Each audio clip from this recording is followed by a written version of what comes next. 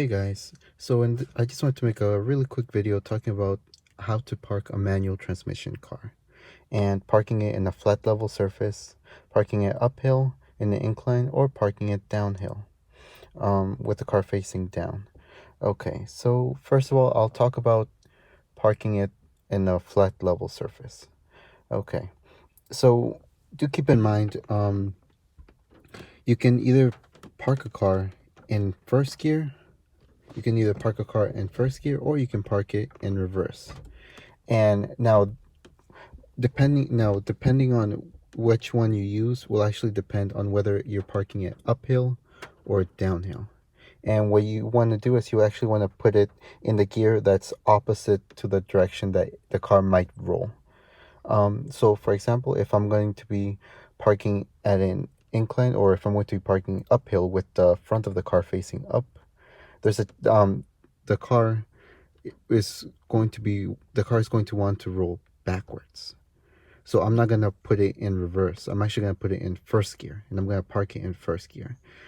So that, like I said, so it's sort of the opposite. You want to put it sort of in the opposite direction of where it might go. So if the car wants to go back, I want to put it in first gear, and that's sort of to fight it from going back. And the same thing if the car is facing down in a hill, and instead of putting it in first gear, I actually want to put it in reverse, the opposite direction that where the car might actually roll. Okay, depending on the hill. Okay, now parking in a flat level surface. Now, you'll hear a lot of people saying that sometimes you don't really need to put it into gear or park it into gear in a flat level surface. And what I would recommend is that you actually always park it with a gear on, or always park it in gear.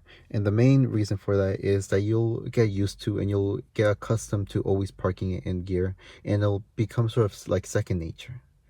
And now the main reason why you want to put it in gear is if the emergency brake ever fails, the gear works sort of like a safety net, where it also helps to stop the car from moving either back or forwards, into either oncoming traffic or causing an accident by hitting a car in front of you that's parked as well.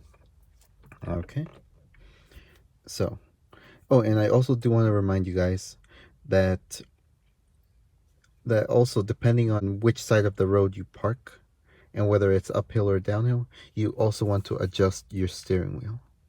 And now if you get confused, like in what direction you want to adjust it, you always a simple trick is, if I'm whether it doesn't matter if I'm going downhill or uphill, you always want to adjust the steering wheel in the same direction that in the same direction the sidewalk is in. Okay, or the curb, to be more precise. Okay, so like for example here, I don't know if you can tell, so the curb is actually to my right. So right before I turn off the car, I'm going to be adjusting my steering wheel and moving it to the right. Okay, so now the main reason why you always want to adjust the steering wheel is as it acts sort of like a third safety measure. So your first safety measure is your emergency brake, then your gear, and then lastly, if those were to ever fail, the curb stopping you from rolling forwards or backwards. Okay, and one simple trick to know like in which direction you want to adjust the steering wheel is you just want to face it towards the curb. So if I'm parking to my right and then the curb is to my right here, I would just move my steering wheel to the right before I turn off the car. And it doesn't matter regardless whether you're uphill or downhill, you would still want to adjust it to you still want to adjust the steering wheel facing the curb that you're going to be parking right next to. Okay, so now first I'll be talking about parking in a flat level surface. Now I've heard a lot of people say that you don't have to put it into gear when parking in a flat level surface, but I really would recommend you always putting it into gear whenever you're parking. And that's just to get used to and get accustomed to always doing it, just in case if you ever, because you don't want to be in that situation where the one time that you actually forget to put it into gear is that one time where the emergency brake fails and you end up causing an accident. Okay, so now like I said, we're gonna be parking a flat level surface. So let's say I was driving, right, and then I'm coming to a complete stop. So let's say I was in second shift, and I'm coming to a complete stop. You know, put my I would put my foot on the clutch. My right foot is already on the brake because I'm coming to a complete stop, and I would just change it to neutral. Okay, so now with my foot being on the brake and my left foot already being on the clutch, what I would do next is I would put the emergency brake on. And do keep in mind, you don't have to murder the emergency brake, but you want to make sure that you're giving it enough pressure and a decent amount of pressure, and that you also want to hear it click. So that way you know that it's locking in.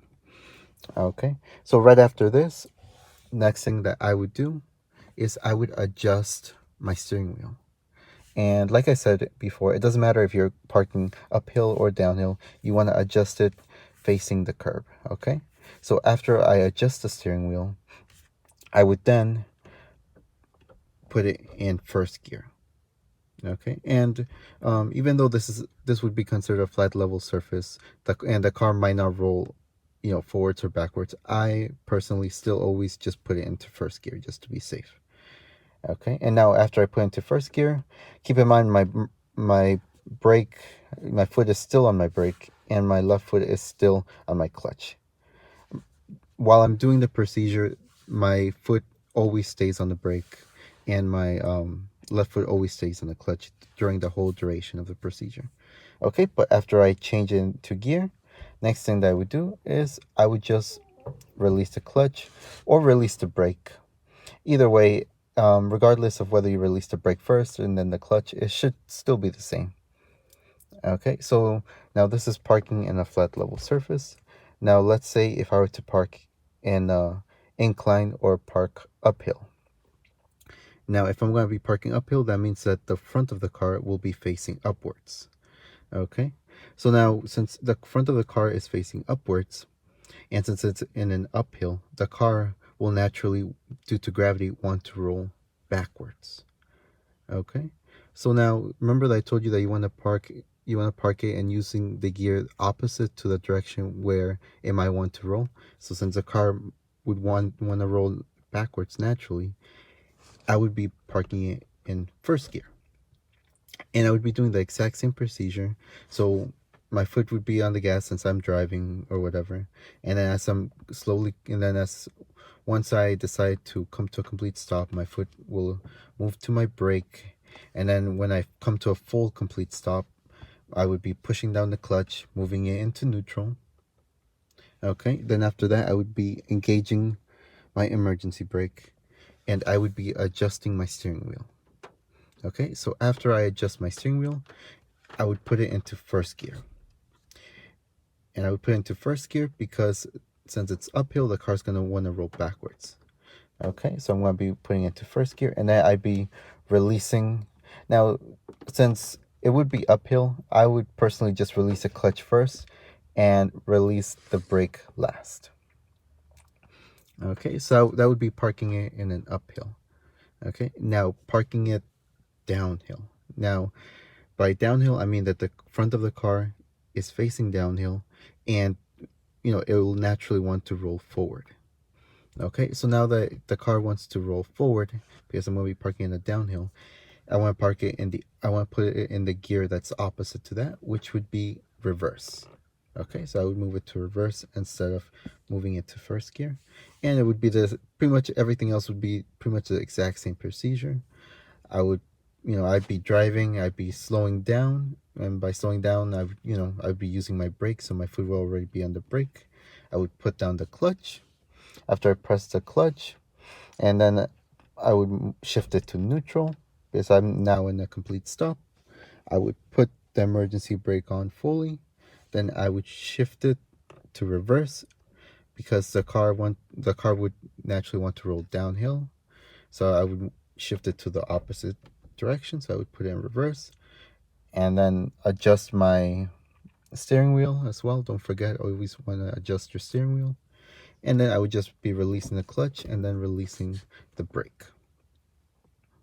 Okay, so that's how to park in a manual transmission car. And like I said, remember, do keep in mind, even though if you do park in a flat level surface and you're confident the car won't roll forwards or backwards, I really do recommend you parking with the gear on. And like I said, for me, I always park it in first gear if it's in a flat level surface, and then depending if it's downhill or uphill, I'll use either first gear or reverse. But you always want to park in either one of those two, first gear or reverse. You don't want to park it in second gear, third, fourth, fifth, or any of the middle gears. It's always first gear and reverse. And remember to always put your emergency brake on as well and adjust your steering wheel. Okay, so I'm pretty sure I already said this, but remember to adjust your steering wheel before you turn off your car, and to let go of the brake and the clutch after you turn off the car. So before you turn off the car, you're gonna want to adjust the steering wheel, change it into gear, and put the emergency brake on. And then after you turn off the car, then you can release your foot from the brake and the clutch. Okay, so that's how you want to park in a flat level surface, or in a uphill or downhill. Okay, now in terms of taking off from being parked in a flat level surface, or from, let's say, a downhill or uphill, I did go over how to start driving a manual car in a flat level surface and starting in first gear. So you guys can go and see that video, and I explained everything to the best of my abilities, and I tried to simplify as much as I could. Okay, so now let's talk about getting a car moving in first gear, but being parked in the uphill. Okay, so remember that remember that you parked in uphill, so that would mean the emergency brake would be on. Your your shifter would be in first gear since it's uphill, and your steering wheel would be facing the curb. Okay, so and all this would be, as I'm getting, so as soon as I get in the car and before I do anything, all that should already be in that, they should already be in that order, or they should already be adjusted to being parked in an uphill. Okay, so now what I would do next is I would press the brake. I would press the brake, and then I would press my clutch in. I would turn on the car.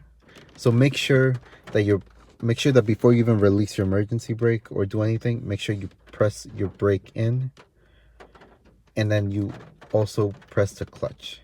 Okay, and then next thing I would do is I would turn on my car. Okay, and then after I turn my car, I would change it to neutral. Well, actually, no, since it's already in first gear, you can leave it in first gear. Sorry about that. Let me just explain one more time. Okay, so emergency brake is on, you're in first gear, steering wheel is adjusted. So what I would do is I would go in the car, I would hold the brake, so I would put my foot on the brake. The next thing would be I would put my foot on the clutch, and I would turn on the car. Okay, so now once the car is on, then don't forget, you want to move your steering wheel back into position, so you don't take off and you go straight smack into the curb. So you want to move your steering wheel back, into position. Whether it's to move it adjusted forward, or maybe adjusted to your left or to your right, depending on which side of the street you're parked in. Okay, and now with your foot on the brake and your foot on the clutch and it being in first gear, you're going to want to lift up the clutch, and you're gonna want to lift it up right before it gets to the biting point. Now, I did talk about the biting point in my very first video about how to get a car moving in first gear, but the biting point simply means that the clutch and the flywheel are just starting to rub. And the one way that you'll know that you're in that the clutch is right, right where they start to rub, is that the car and the shifter will actually start to shake a little.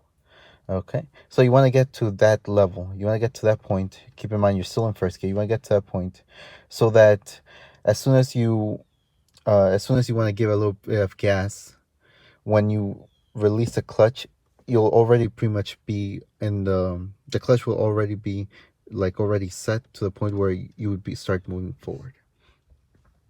Okay, now, so with the clutch already adjusted, and you already being in first gear, and your brake on the and your foot on the brake.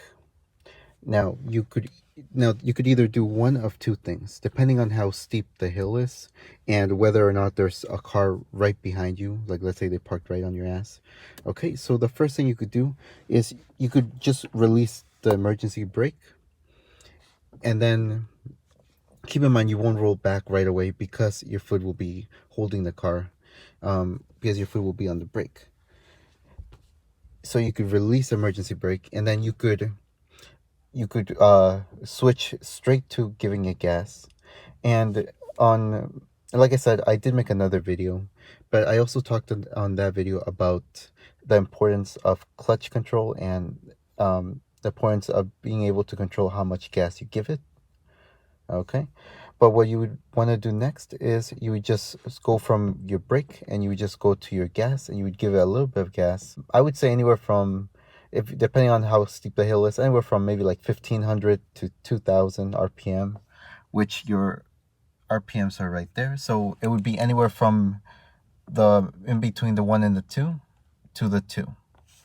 Okay, so that's how much about gas. That's about how much you would want to give it for gas.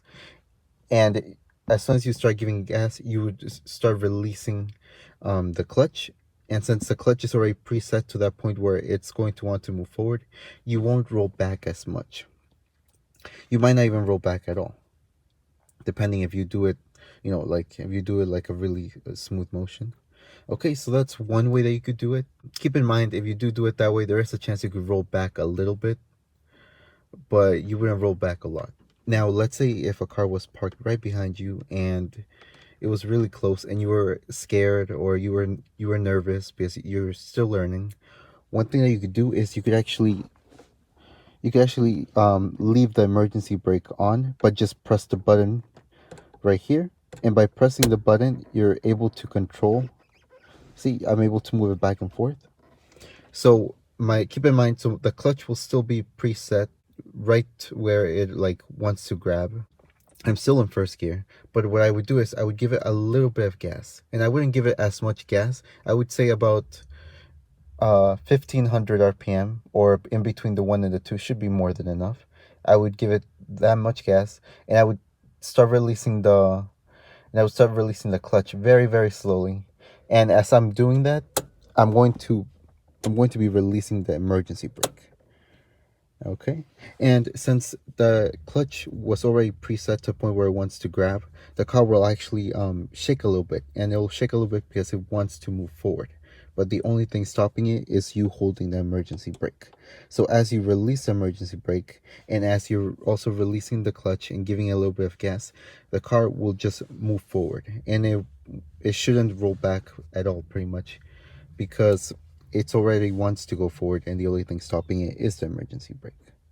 So that's the second thing that you can do, depending on, like I said, depending on the situation, whether you're whether behind you it's free and there's no cars, or whether there's a car right on your ass, that parked right on your ass, and it's a pretty steep hill.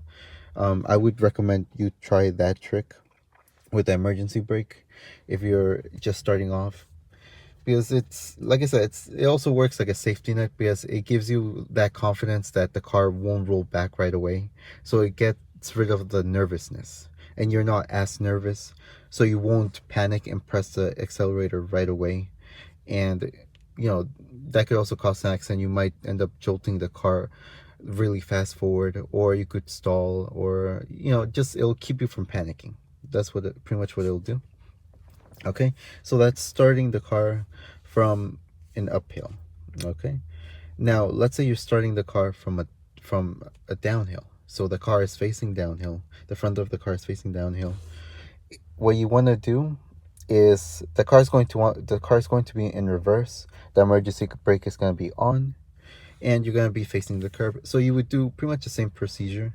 So your foot would go on the brake, your left foot would go on the clutch, you would turn on the car, you would adjust the steering wheel, you would take off the e-brake or emergency brake, you would take it out of reverse and you would shift it to first gear. Okay, so it would be in reverse, I would shift it to first gear. And now keep in mind, because the car is facing downwards and because of gravity, the car's already naturally going to want to roll downwards. So now, depending on how steep the hill is, you might not even have to start off in first gear.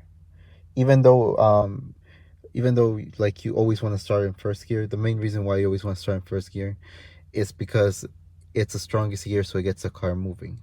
But if you're already facing a downhill, the car is naturally going to want to move forward. So if the hill is steep enough, you could actually just start off in second gear.